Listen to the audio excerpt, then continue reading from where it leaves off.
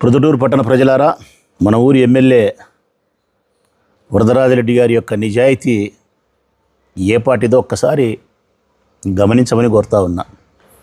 2-3 రోజులుగా సోషల్ మీడియాలో వైరల్ అవుతూ ఉంది ఒక విషయం, విపరీతంగా వైరల్ అవుతూ ఉంది. ఆ విషయం ఏమిటంటే, 1 టౌన్ సిఐ శ్రీరామ్ సర్కిల్ ఇన్స్పెక్టర్గా బాధ్యతలు నిర్వహిస్తున్నటువంటి శ్రీరామ్ కరెక్ట్గా 36-37 రోజుల కల్లా బదిలీ, ఒక నెల తిరగతలకే బదిలీ చేయించినాడు.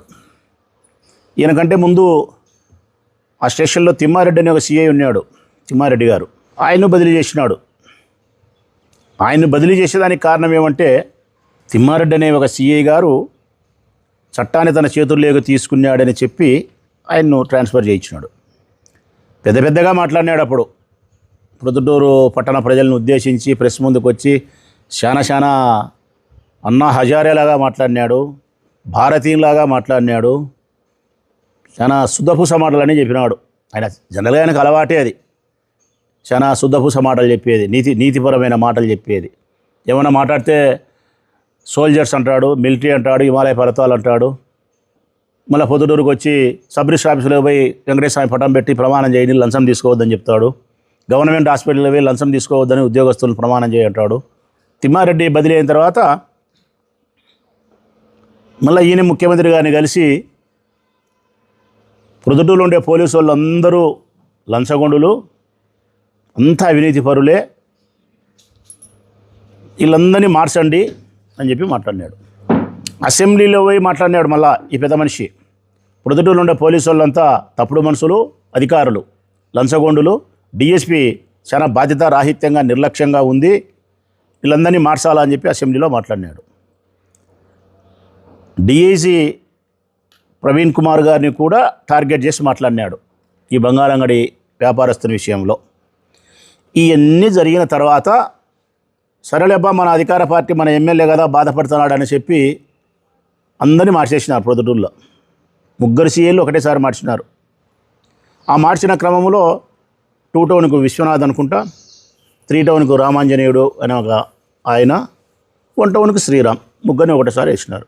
రేపు మున్సిపల్ ఎలక్షన్లు వచ్చే మనం గెలిచలేము అని చెప్పుకున్నారు. ఈ సిఐ ఉంటే నిష్పక్షపాతంగా ప్రజాస్వామ్యాన్ని గౌరవించి ఎన్నికలు జరుపుతాడు, ప్రజాస్వామ్య ప్రకారం ఎన్నికలు జరిపితే మన పార్టీకి చెడపేరు ఉంది, వైఎస్ఆర్ పార్టీ గెలుస్తుంది. దురదృష్టవశాత్తు 1 టౌన్ పరిధిలోనే ఎక్కువ మున్సిపల్ స్థానాలు ఉన్నాయి.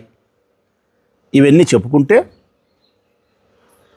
ఇమ్మీడియట్గా మారుస్తామని చెప్పినాడు. లియేజ్ దగ్గరికి వినాడు అబ్బా కొడుకులు ఇద్దరు, ఒక 20 రోజుల కిందట. ఇది మీకు ఎవరికి తెలియదు.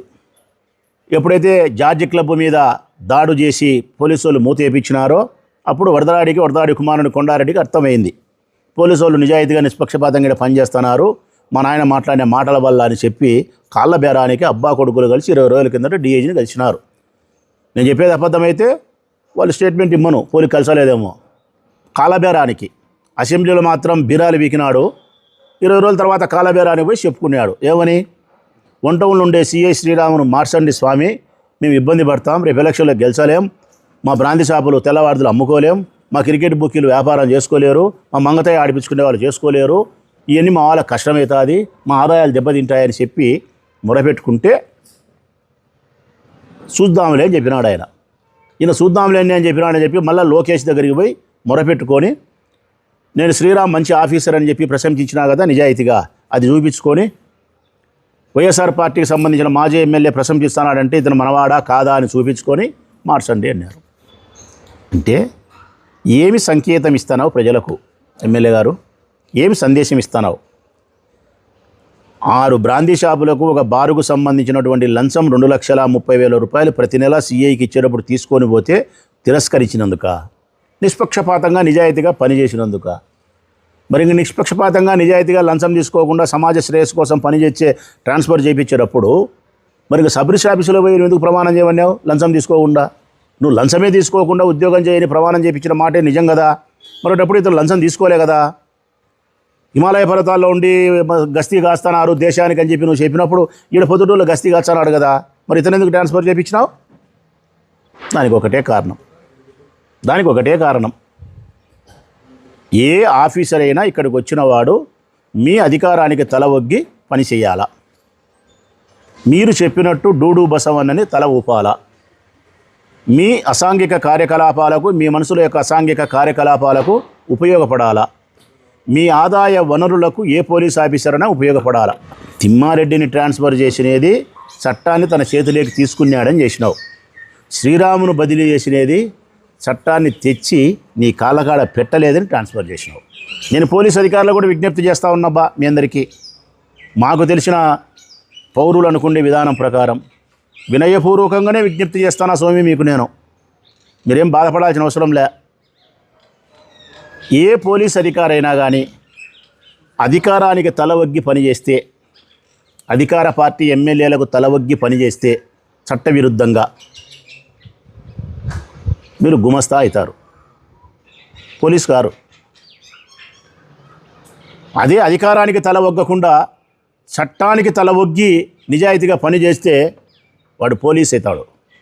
పోలీస్కి అయితే సెల్యూట్ చేస్తారు పౌరులు, గుమస్తాకైతే సెల్యూట్ చేయరు పోలీస్ అధికారులారా, చెయ్యరు. నేనైతే చెయ్యను.